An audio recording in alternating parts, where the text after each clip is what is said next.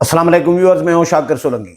Viewers, PTI के अंदरूनी इख्तलाफात के हवाले से अपडेट करता चलूं कि एक तो शेर अफजल मरूवत ने बहुत बड़ी बात की है। उन्होंने कहा है कि जिस पार्टी की क़यादत को अपने ही कारकुनान गालियां देते फिरें, उस पार्टी की क़यादत के पीछे कारकुनान क्यों कर जाएंगे, कौन निकलेगा, ये सवाल उठाया है। शदीद तनकीद की है सूबाई क़यादत पर और अपनी मरकज़ी क़यादत पर।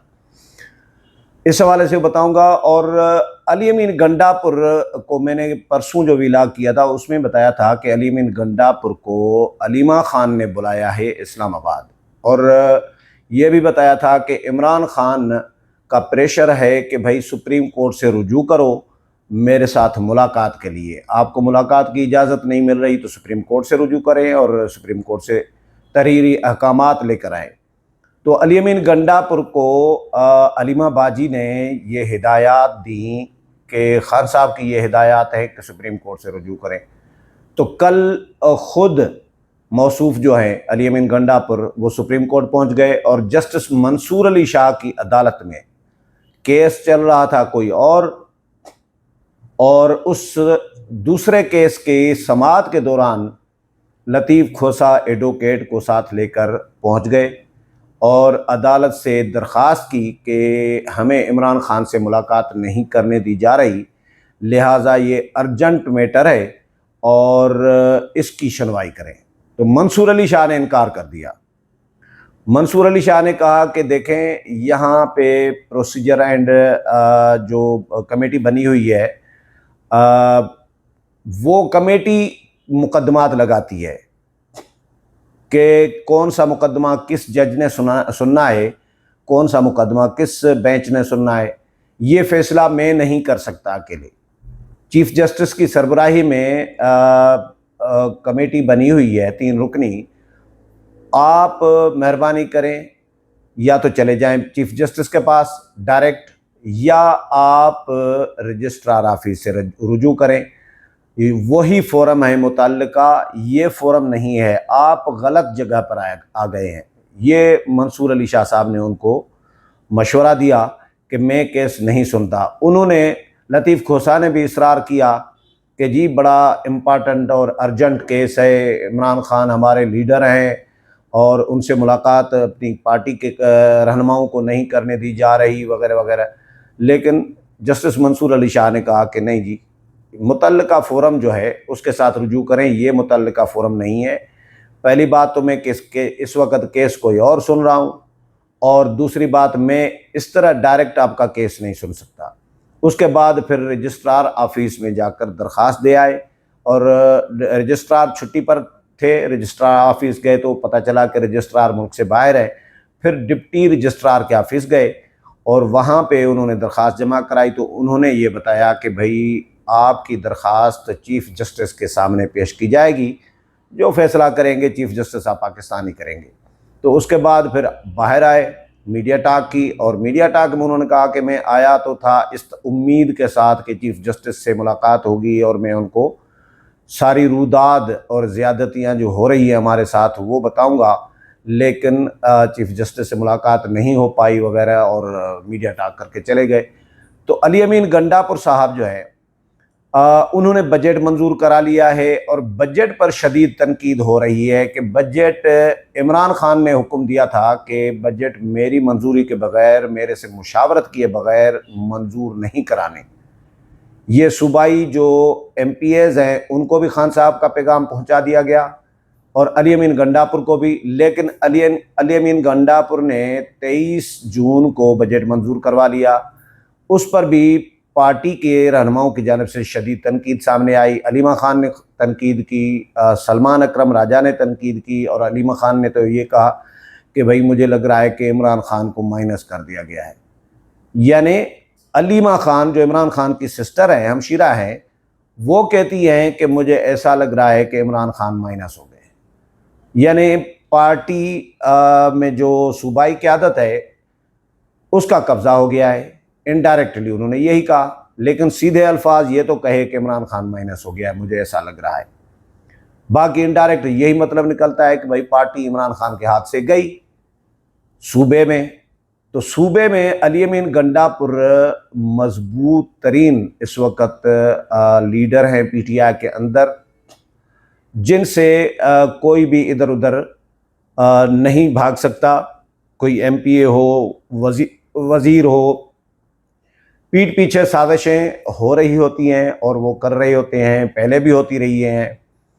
आतिफ खान पर इल्ज़ाम रहा है, तैमूर झगड़ा पर इल्ज़ाम रहा है, मुख्तलिफ लोगों पर इल्ज़ामात लगते रहते हैं कि अली अमीन गंडापुर के ख़िलाफ़ साजिशें कर रहे होते हैं और उसको नाकाम बनाने के लिए कोशिशें कर रहे होते हैं। अली अमीन गंडापुर ने कई मरतबा इमरान खान को शिकायत की है अपने वज़रा के ख़िलाफ़ कि मुझे चलने नहीं दे रहे।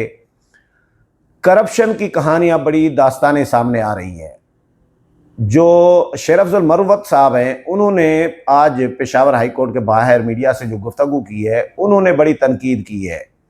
उन्होंने कहा है कि भाई करोड़ों रुपए एमएनएज एमपीएज को तरक्याती मंसूबों के लिए मिल रहे होते हैं, लेकिन उनके हल्के में काम सिफर है, काम नहीं होता। वो करोड़ों रुपए किधर जा रहे हैं, ये सवाल उठाया है। उन्होंने कहा है कि जी अगर एमएनएज के हल्कों में काम नहीं होते और करोड़ों रुपए उनसे उनको मिल रहे हैं और काम नहीं करते, खर्चा नहीं करते, तो फिर मैं वफाकी हुकूमत के साथ तरक्याती बजट के हवाले से राब्ता करूँगा। यानी राब्ता करूँगा का मतलब ये हुआ, दो तीन मानी निकलती है कि या तो शिकायत लगाएंगे या उनको कहेंगे कि इनको बजट न दे भाई, ये तो खर्चा ही नहीं कर रहे, या उनको कहें कि भाई हमें डायरेक्ट बजट दें आप। पीटीआई के कुछ लोगों का जो ग्रुप फ़र्ज़ करें कोई भी, दो हैं, चार हैं या अकेला है, तो बहरहाल कहा है कि धमकी दी है कि मैं वफाकी हुकूमत से डायरेक्ट रजू करूँगा बजट के हवाले से, तरक्याती बजट के हवाले से।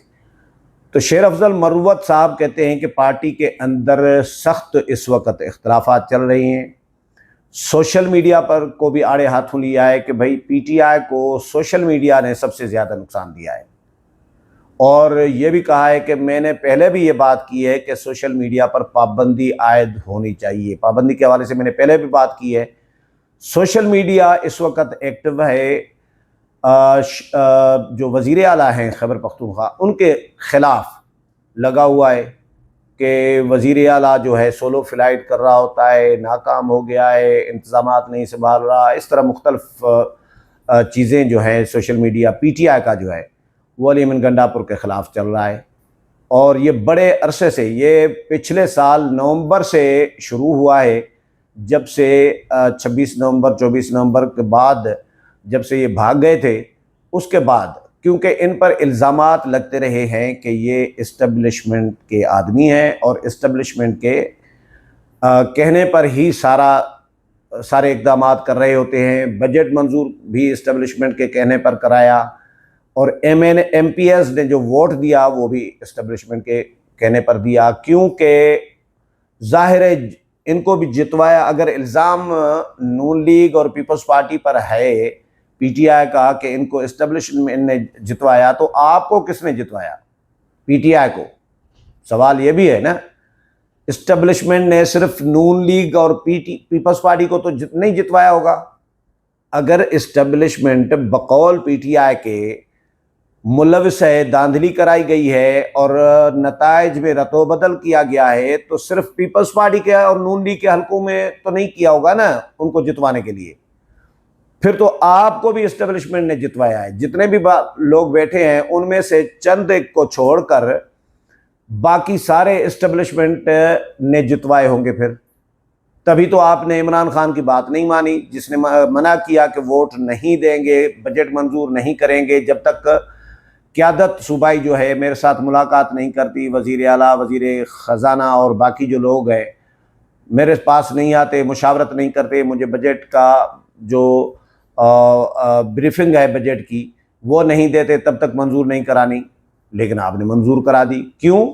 क्योंकि आपको पता है कि अली अमीन गंडापुर ने आपको टिकट दिलवाया था, अली अमीन गंडापुर ने टिकटें बांटी थी, और अली अमीन गंडापुर ने किसके कहने पर टिकटें दी थी?